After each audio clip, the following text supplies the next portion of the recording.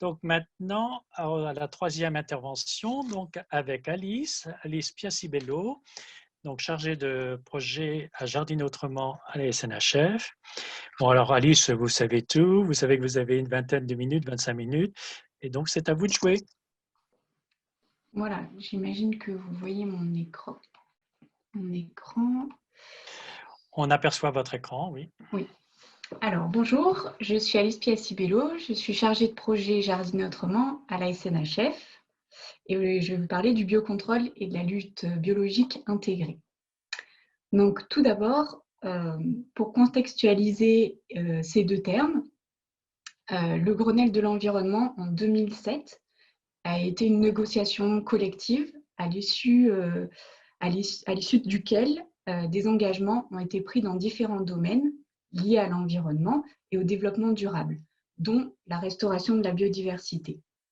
Une des mesures qui a été prise est le plan Ecophyto, dont un des objectifs est la réduction de l'utilisation des pesticides. Donc, ce plan Ecophyto, édité en 2008, a subi des adaptations et des améliorations au cours du temps, donc a donné le plan Ecophyto 2 et le plan Ecophyto 2+. Donc depuis 2018, nous sommes dans le plan Ecophyto 2+. Alors, deux étapes de ce plan Ecophyto, c'est en 2020 l'objectif d'une réduction de 25% de l'utilisation des pesticides et en 2025, une réduction de 50% de l'utilisation des pesticides. Donc, le secteur agricole, les collectivités, les jardiniers amateurs sont concernés par cette réduction de l'utilisation des pesticides. La loi Labbé a été un tournant pour le monde non agricole. Donc, c'est le sénateur Labbé, en 2014, qui a proposé cette loi. Cette loi concerne les jardins et espaces verts et les particuliers, donc ce qu'on appelle les GEVI, pro et amateurs. Donc pour les GEVI pro, l'interdiction d'utilisation de pesticides est en place depuis 2017. Pour les particuliers, cette interdiction est en place depuis le 1er janvier 2019, donc ça fait 2 ans. Cette loi a été récemment étendue, donc le 15 janvier 2021.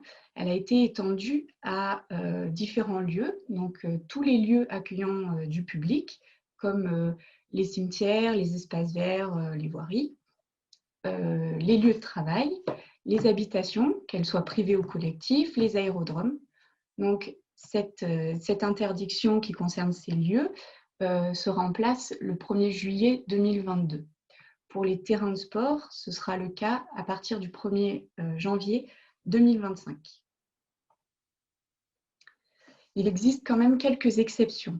Donc, la première consiste à la possibilité d'utiliser des pesticides s'il y a une présence d'organismes nuisibles réglementés. En cas aussi de menace de la pérennité du patrimoine historique ou biologique, on pense notamment au buis avec la pyrale du buis, et pour certains équipements sportifs et dans certains cas, avec une liste de produits phyto prédéfinis. Donc, quels sont les produits autorisés? Quels sont les produits qui sont à disposition? Alors, ça va être 4 catégories. Donc, les produits de biocontrôle, les produits à faible risque, les produits labellisés agriculture biologique et les substances de base. Donc, les trois premières catégories de produits sont des produits qui sont des produits phytopharmaceutiques. Ils sont soumis à des autorisations de mise sur le marché pour pouvoir être commercialisés. Les autorisations sont délivrées par l'ANSES et ça consiste en une évaluation de l'efficacité du produit et de son impact sur l'environnement. Pour les substances de base, leur commercialisation est soumise à une autorisation qui, elle, est délivrée par l'ITAB, qui va permettre aussi de caractériser la composition de ces produits, la recette, notamment pour tout ce qui est macération en purin.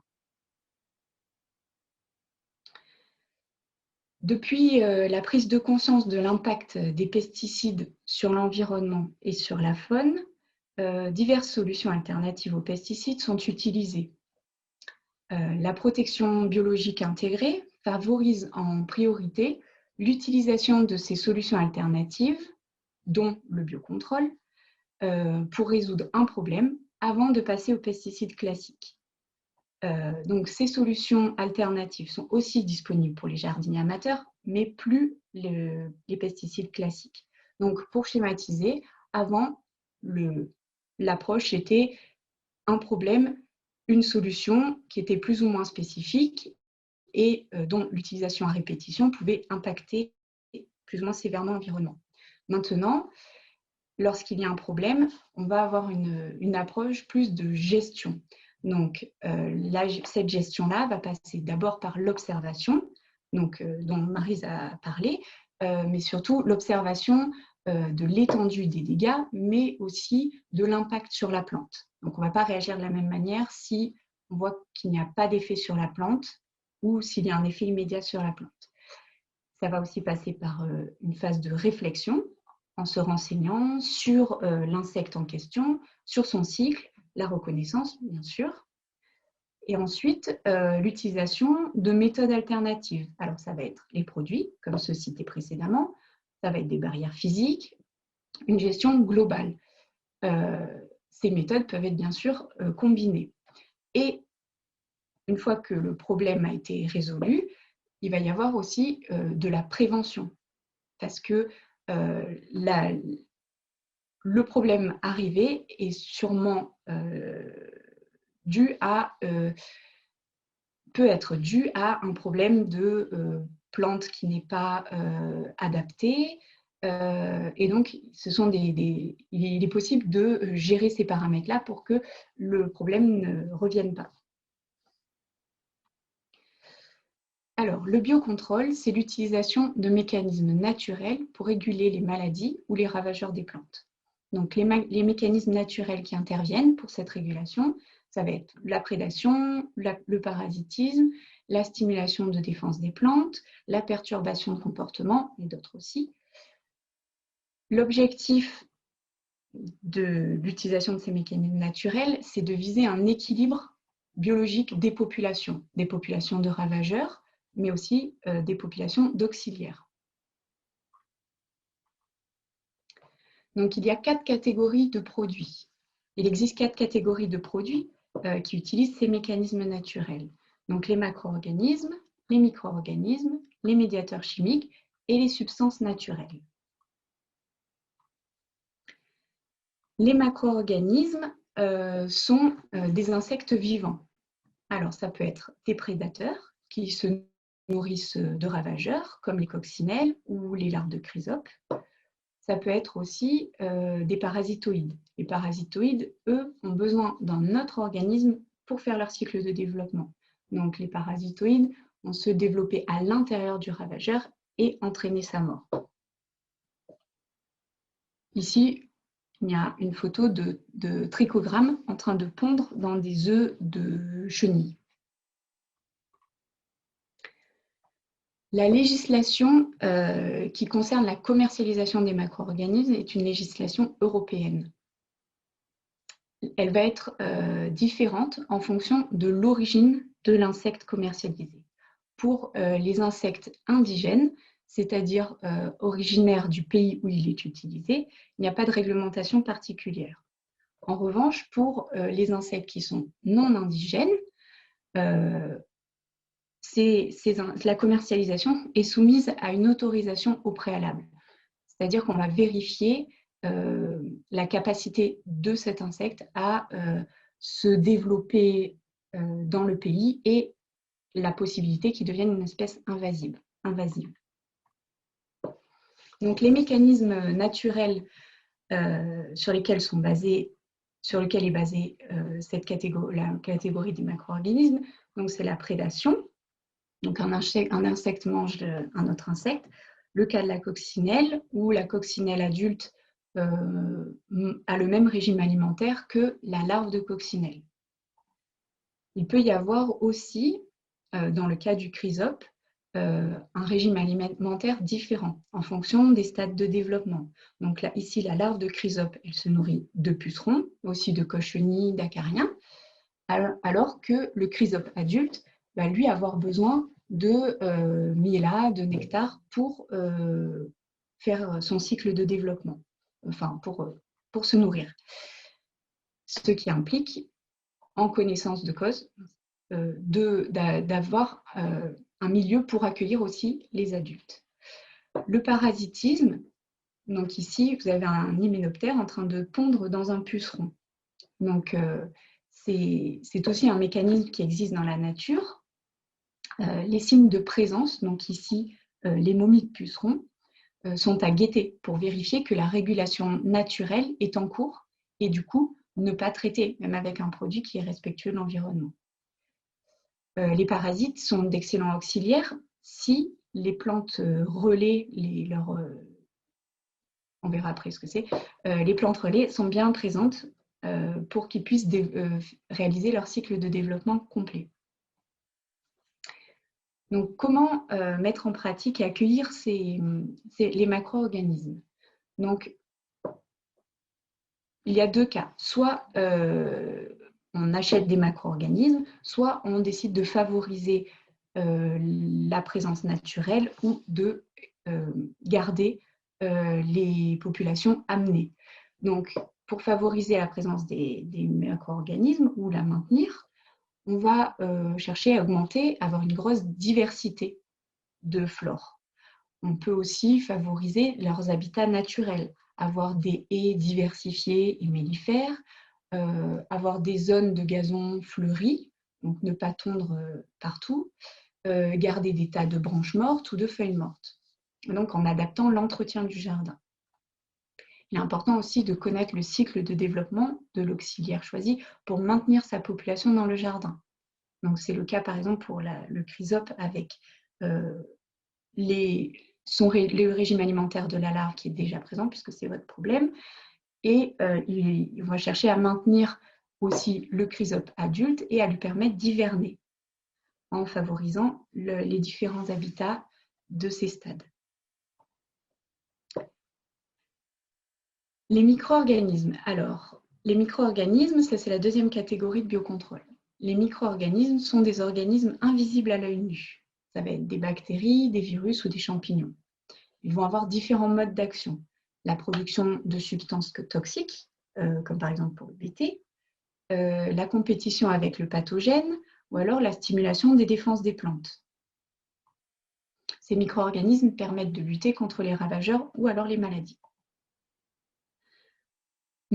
Alors, une même espèce de plante dans la nature peut être attaquée ou non par des bioagresseurs. La différence peut résider dans la présence de souches microbiennes qui empêchent la fixation des pathogènes. Donc, dans la catégorie de micro-organismes, on trouve Bacillus subtilis, par exemple, qui peut être utilisé en préventif ou en curatif. Donc, Bacillus subtilis peut être utilisé en tant que stimulateur de défense des plantes. Peut être utilisé aussi en tant que en compétition spatiale. Donc, sa présence peut empêcher la fixation, la pénétration des spores de champignons dans les feuilles de la plante. Un mécanisme de défense des plantes, c'est la défense immunitaire. Alors, la plante, je pense que vous connaissez maintenant grâce au coronavirus ce genre de schéma. Alors, la plante détecte, elle est capable de détecter des molécules qui sont à la surface du bioagresseur et de les reconnaître grâce à ses récepteurs. La reconnaissance de ces molécules par les récepteurs vont déclencher des mécanismes de défense avec la synthèse de molécules de défense. Ça va permettre de renforcer les parois, par exemple, de faire une barrière physique contre les attaques. Ça va permettre d'augmenter la vitesse de réponse et ça peut aussi permettre de synthétiser des molécules antibactériennes ou antifongiques. Les stimulateurs de défense des plantes permettent de déclencher volontairement ces mécanismes de défense pour que le système de défense soit déjà actif au moment où le bioagresseur arrive. Alors, quelle mise en pratique pour les micro-organismes? Alors, ces produits, s'ils sont utilisés de façon répétitive, trop répétitive, peuvent générer des apparitions de résistance naturelle.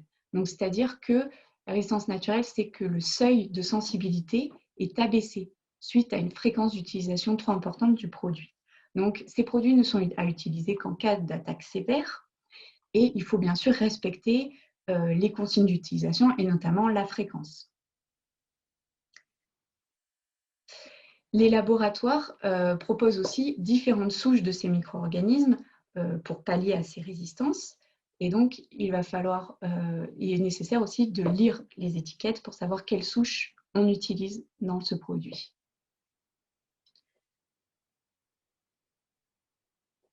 Alors, la troisième catégorie, ce sont les médiateurs chimiques. Alors, les médiateurs chimiques, ce sont des molécules qui modifient le comportement des ravageurs ici.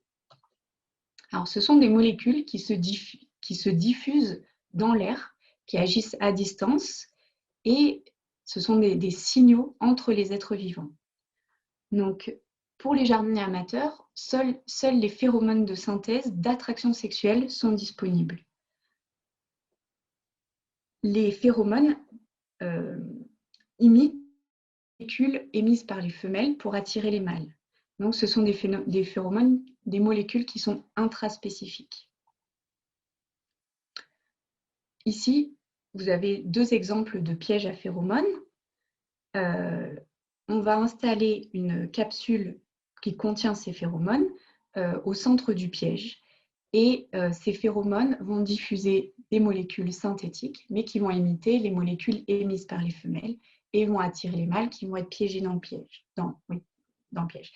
Et ce piégeage permet de diminuer la population de mâles et d'empêcher les reproductions. Donc, ces pièges sont installés à des périodes de vol spécifiques. Donc, la plante, elle est aussi capable de synthétiser ce genre de molécules suite à une attaque. Les mécanismes de répulsion et d'attraction, la plante est aussi capable de synthétiser ce genre de molécules. Donc, lorsqu'il y a une attaque par un bioagresseur, la plante est capable de synthétiser, par exemple, des allomones. Ces allomones vont être des substances répulsives ou toxiques contre les agresseurs, vont lui permettre de lutter contre les agresseurs. Elle peut aussi synthétiser des chéromones. Les chéromones sont des substances qui vont être attractives. Elle va les synthétiser pour attirer, par exemple, des auxiliaires qui lui permettront de lutter contre le ravageur qui vient de l'attaquer. La plante, elle est aussi capable de synthétiser des molécules qui imitent les phéromones de certains insectes. L'attraction de ces insectes à distance, donc, va permettre à la plante de se reproduire. Donc, comment mettre en place cette catégorie de produits? Alors, les phéromones sont des molécules qui sont assez chères et donc ce sont des produits à utiliser de façon la plus efficace possible. Donc, il faut premièrement connaître le cycle de développement du bioagresseur, viser le bon stade au bon moment. Connaître la période de vol des papillons, qui sont les seuls concernés par le piégeage des phéromones, contrairement aux... En général, ce sont les chenilles qui créent les dégâts, mais on piège que les papillons. On peut s'aider des BSV pour connaître les périodes, la probabilité d'arrivée des ravageurs. On peut aussi s'aider du guide édité par la SNHF des bioagresseurs au jardin. Les substances naturelles, c'est la quatrième catégorie de produits de biocontrôle, sont des substances existant dans la nature. Elles peuvent avoir différentes origines, animales, comme le petit lait, l'huile de poisson, végétales, comme l'huile de colza ou la prêle, ou minérales, comme le soufre ou le cuivre. Elles peuvent avoir différentes fonctions. Ça peut être des stimulateurs de défense des plantes, ça peut être des herbicides, fongicides, insecticides ou molluscicides. Alors, les stimulateurs de défense, ça peut être par exemple le COS-OGA, qui est une molécule qui associe un fragment d'écorce d'agrumes et un fragment de carapace de crustacé, et qui va être cette association dans cette molécule-là va être reconnue par les plantes comme un bioagresseur. Ça peut être donc les herbicides, ça va être de l'acide acétique, donc du vinaigre, des fongicides comme le soufre ou le bicarbonate de potassium. Dans les insecticides, ça va être du pyrètre qui est fabriqué à partir de chrysanthèmes, ou des molluscicides avec le phosphate ferrique. Donc, il faut faire attention parce que c'est pas parce que ce sont des substances naturelles que c'est sans risque. Leur utilisation fréquente ou leur manque de spécificité peuvent être un frein à leur utilisation. Donc, quelques exemples de méthodes préventives. Ça va être par exemple l'utilisation de plantes relais. Donc, les plantes relais, ce sont des plantes qui sont peu ou pas impactées par les ravageurs. Donc, ce sont des plantes qui servent à maintenir et à faire prospérer les auxiliaires en servant de stock, donc de restaurant aux ravageurs. On peut aussi favoriser la présence et donc permettre une réponse plus rapide dans le temps de la part des auxiliaires en leur proposant des refuges pour l'hivernation. On va pouvoir aussi utiliser des méthodes physiques comme la pose de filets pour empêcher les pontes des papillons. Et ça va être aussi utiliser la bonne plante au bon endroit. En effet, les plantes qui seront adaptées au climat et au sol seront en meilleure santé et seront moins sensibles aux maladies. Donc, vous pouvez retrouver de nombreuses informations sur Jardiner Autrement, sur le site Jardiner Autrement. Vous avez notamment des fiches pratiques pour la mise en œuvre du biocontrôle, donc en fonction de certains ravageurs ou de certaines maladies, ou en fonction des lieux de jardinage, donc les balcons, le potager, le verger. Vous avez aussi accès sur le site au guide des bioagresseurs au jardin et aux cartes d'identité de beaucoup de ravageurs et d'auxiliaires afin de mieux connaître leur cycle de développement. Voilà, merci beaucoup. Merci Alice. Maintenant, nous allons passer aux questions. Donc, il y avait une question de François Chardonnay. Y a-t-il des moyens de lutte contre la mouche mineuse du poireau, hormis le voile anti-insectes? La mouche mineuse du poireau, je pense que la meilleure solution, ça va être la rotation des cultures parce que la mouche va hiverner dans le sol et donc le fait de changer la culture de poireaux de place, ça va permettre d'empêcher la mouche d'être déjà sur place et donc le filet, ça va permettre aussi au filet d'être utile. Vous avez parlé de BSV, mais rapidement. On en a beaucoup parlé lundi dernier. On nous demande à nouveau qu'est-ce que c'est que le BSV. Est-ce que vous pouvez redonner de nouveau quelques informations sur le bulletin de santé végétale, donc Ouais. un petit peu où il est produit, enfin où on le trouve, quoi. Alors, les bulletins de santé du végétal sont disponibles gratuitement sur les sites des chambres d'agriculture. Donc, ce sont des bulletins qui sont édités de façon régionale et qui vont donner des indications sur la présence, enfin l'observation de ravageurs, enfin de bioagresseurs. Donc, ça va permettre de connaître l'arrivée de ces bioagresseurs et de cibler les observations déjà et de cibler les produits, les traitements. Christian Leroux, que pensez-vous des solutions de biocontrôle de type paintball ou piégeage? Bon, vous l'avez abordé un peu tout à l'heure. Alors, la solution de biocontrôle de type paintball, c'est une solution qui a été, il me semble, qui a été testée par l'INRA contre la processionnaire du pain. Donc, à l'aide de petites billes qui sont remplies de Bacillus thuringiensis, on va pouvoir cibler les cocons qui sont en hauteur. Et la deuxième partie, c'était quoi, le piégeage? Ou piégeage, oui. Voilà. D'accord. Ce sont des solutions qui sont testées par l'INRA, mais elles ne sont pas disponibles pour les jardiniers amateurs en revanche. Le piège aussi, mais pas le paintball. Oui.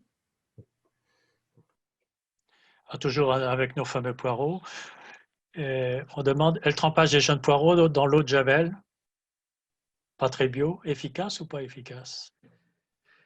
Non mais aujourd'hui, voilà. C'est des petites recettes. Je sais pas. L'eau de Javel contre la mineuse, je suis pas sûre, étant donné que les larves sont censées être déjà dans le sol. Enfin, s'il y a déjà eu une attaque, les larves sont dans le sol. Donc, si on javélise le pied, ça va pas servir à grand-chose, je pense. On revient au traitement des ronces. On quitte le potager. Les nouveaux traitements essayés ne marchent pas. Qu'est-ce qu'il y a comme traitement pour comme antidébroussaillant? Les ronces sont faciles à arracher. Hein. Voilà, je pense Il que... suffit de prendre le temps. Mais bon, voilà, je vous laisse répondre, Alice, mais allez-y. Avec beaucoup d'huile de coude, la méthode mécanique, ça sera la meilleure, la plus efficace. Je partage, parce que les ronces ne sont pas très enracinées en profondeur, donc on les a facilement, quoi. Alors, on nous demande s'il y a une alternative au cuivre pour lutter contre les maladies. Alors, contre les maladies fongiques, oui, il y a il y a le bicarbonate de potassium dont Jérôme Julien a parlé tout à l'heure. Donc ça, c'est une méthode curative.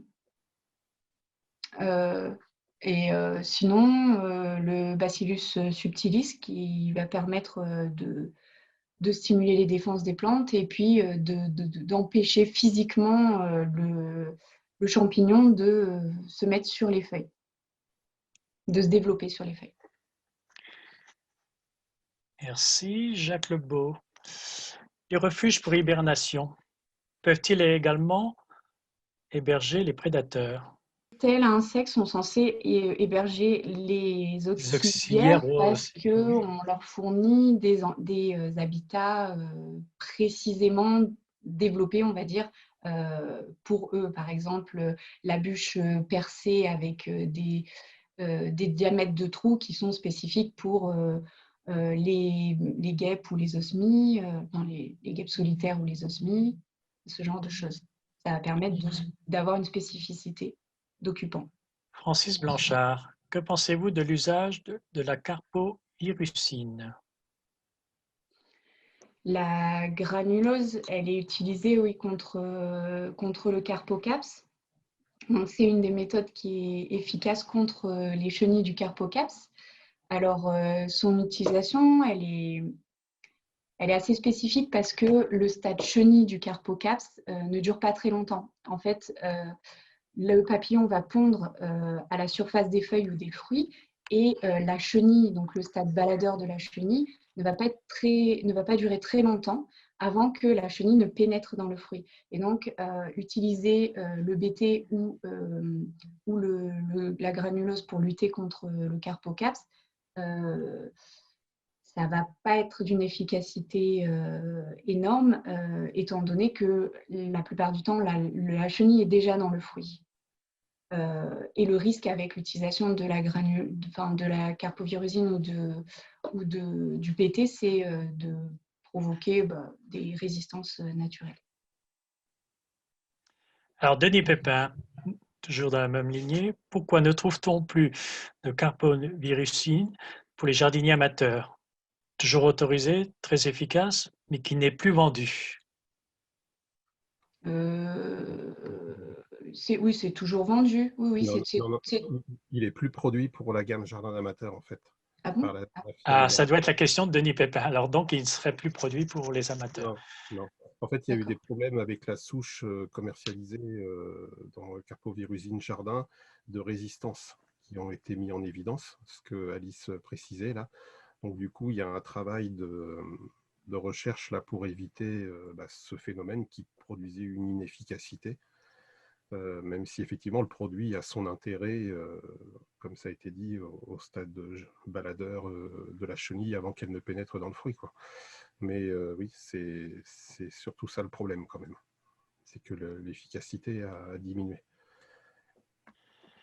Alors, ce sera peut-être notre dernière question qui va rebalayer un peu ce que vous avez dit, Alice, sur le biocontrôle. Christian Leroux nous demande comment va se déployer la stratégie nationale de biocontrôle. Donc voilà, ce sera un peu votre conclusion sur votre sujet. Alors, Vous a pas piégé, hein, je pense pas.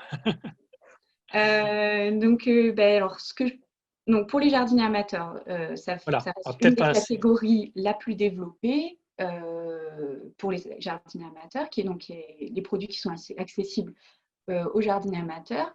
Pour les professionnels, enfin pour les agriculteurs, c'est je sais qu'il y a plusieurs moyens pour développer les produits de biocontrôle, que ces produits sont de plus en plus utilisés. Je n'ai pas de schéma à vous montrer, mais j'ai vu que les chiffres au niveau national sont en hausse chaque année de l'utilisation de ces produits-là. Après, la mise en place de ces produits, en comparaison avec les produits utilisés depuis des années, demande une mise en œuvre un peu plus spécifique et un peu particulière. Donc, je ne sais pas si Jérôme, vous pouvez compléter. Disons qu'officiellement, en 2012, le ministre de l'Agriculture de l'époque, Stéphane Le Foll, avec des députés comme Dominique Potier, qui sont vraiment des initiateurs du plan Ecophyto, avait vraiment voulu booster le biocontrôle en donnant une impulsion, en favorisant la mise sur le marché des produits de biocontrôle à moindre coût pour les firmes pétitionnaires, en permettant des reconnaissances mutuelles déjà avec d'autres pays, d'autres États membres, et puis aussi en facilitant la mise sur le marché parce que moins d'études toxicologiques ou écotox pour certains produits, pas tous, mais de manière à faciliter la mise sur le marché. Bon, on n'a pas vu, disons, dans les faits, ce dispositif plus rapide en fait pour les sociétés, donc tel qu'il était envisagé. Néanmoins, de fait, comme il y a des produits chimiques de synthèse qui sont chaque année retirés du marché et que la loi Labbé a fait son effet dans les jardins, espaces végétalisés et infrastructures, y compris chez les particuliers, et qu'il y a un arrêté qui est sorti il y a une dizaine de jours pour renforcer la loi Labbé qui va s'appliquer en 2022 et en 2025. De toute façon, on voit bien que les solutions de biocontrôle vont progressivement remplacer les produits chimiques de synthèse, mais pas dans toutes les situations de production agricole, où un certain nombre vont rester quand même utilisables. Voilà, mais bon, de toute façon, c'est des produits qui, chaque année, oui, prennent de plus en plus d'importance, c'est sûr, en plus des macro-organismes auxiliaires qui font partie du biocontrôle, mais qui ne sont pas des produits. Juste parce que j'ai la parole 2 minutes, mais je vais faire même pas 30 secondes, je vais très vite, juste pour dire que pour la mineuse du poireau, il y a eu des essais qui ont été faits il y a quelques temps, là, c'est pas vieux, qui consiste à simplement couper les feuilles du poireau au moment de la ponte, mais ça nécessite un suivi biologique avec les morsures nutritionnelles de l'adulte et puis le dépôt des œufs. Donc si on coupe le poireau aux 2/3 pour supprimer la partie où les œufs ont été pondus, du coup la mineuse ne peut pas faire son cycle et puis finir dans le fût du poireau. Donc c'est en fait une mesure prophylactique qui serait à réaliser, mais avec un suivi biologique. Il faut être capable de reconnaître le dépôt des œufs, mais avant tout les morsures nutritionnelles de la mouches adultes qui sont alignées sous forme de petits points blancs sur les feuilles. Ça, c'est des choses qu'on peut voir quand même pas trop difficilement, donc c'est une option intéressante. Et puis je voulais juste dire pour remplacer le cuivre là, contre les mildious notamment, mais c'est moins efficace que le cuivre clairement, mais ça peut être une solution, notamment si on utilise des variétés tolérantes ou résistantes, c'est le bicarbonate de soude, bicarbonate de sodium, qui peut être utilisé comme substance de base, qui est reconnue aujourd'hui efficace contre les mildious, mais uniquement avec une faible pression. Donc on ne va pas maîtriser aussi bien qu'avec le cuivre malgré tout. Bien, je vais prendre une dernière question parce que nous allons devoir conclure, mais qui est fort intéressante. On en a beaucoup parlé lundi dernier, on vient d'en parler tout à l'heure, et elle s'adresse plutôt à Jérôme. Quel avenir pour les BSV, donc JEV, enfin JV, jardiniers amateurs? Parce qu'effectivement, les BSV spécifiques jardiniers amateurs sont peu nombreux ou quasi. Oui, alors en fait, ça pourrait nécessiter 1 heure, mais je vais faire très vite. Non, mais faire très vite parce qu'on doit Je vais faire très conclure. vite. Donc, c'est pour dire que les bulletins de santé du végétal qui ont été initiés en 2009-2010 dans le cadre du plan Éco-Phyto sont, disons, chaque année évalués par l'Office national pour la biodiversité, l'OFB, qui perçoit la redevance pour pollution diffuse sur la vente des produits phytosanitaires et qui permet de financer le plan Éco-Phyto. Donc, il y a quand même chaque année nécessité de prouver par A plus B que les BSV sont efficients quant à la réduction d'utilisation des produits phytopharmaceutiques. Et comme c'est pas, disons que la relation n'est pas établie, à ce stade, 10 ans plus tard, en 2019, il y a eu une baisse de moins 23% budgétaire sur l'épidémiosurveillance et les bulletins de santé végétale. Donc, ça faisait quand même, on est passé de 9 à 7 millions d'euros au niveau national, ce qui a entraîné, disons, des arbitrages en région par les présidents de chambres régionales d'agriculture, et ça s'est traduit par la suppression de certaines éditions de BSV, ce qui n'était pas souhaité par le ministère de l'Agriculture, mais qui a quand même été fait en région. Donc malheureusement, sur les 12 BSV en jardin et espace vert qui existaient, y compris les éditions amateurs, il n'en reste plus que 6 désormais. Et encore, celle des Pays de Loire ne durera qu'en 2021. Mais le dernier comité national d'épidémiosurveillance de décembre là, a mis en perspective d'autres développements en lien avec le suivi de la biodiversité ou avec les organismes nuisibles émergents et réglementés, ce qui fait que ça donne des perspectives très intéressantes pour les GEVI, pour les jardins et espaces végétalisés, qui sont bien considérés dans ce développement éventuel, parce que la multitude des végétaux qui s'y trouvent et les risques associés font que c'est une filière qui est particulièrement importante à surveiller. Et donc, je pense que si les BSV perdurent, ça sera peut-être plus encore sur les GEVI à l'avenir, dans les nouvelles perspectives, que celle-là a été jusqu'à présent. Merci de cette précision, de cette actualité sur les BSV. Donc, je vais clore cette journée, la deuxième donc, de la série de 3 webinaires. Donc, merci encore à Maryse, à Jérôme, à Alice pour vos brillantes interventions. Merci à Marion pour la technique. Merci à vous tous. À vous, chers auditeurs, chers amis.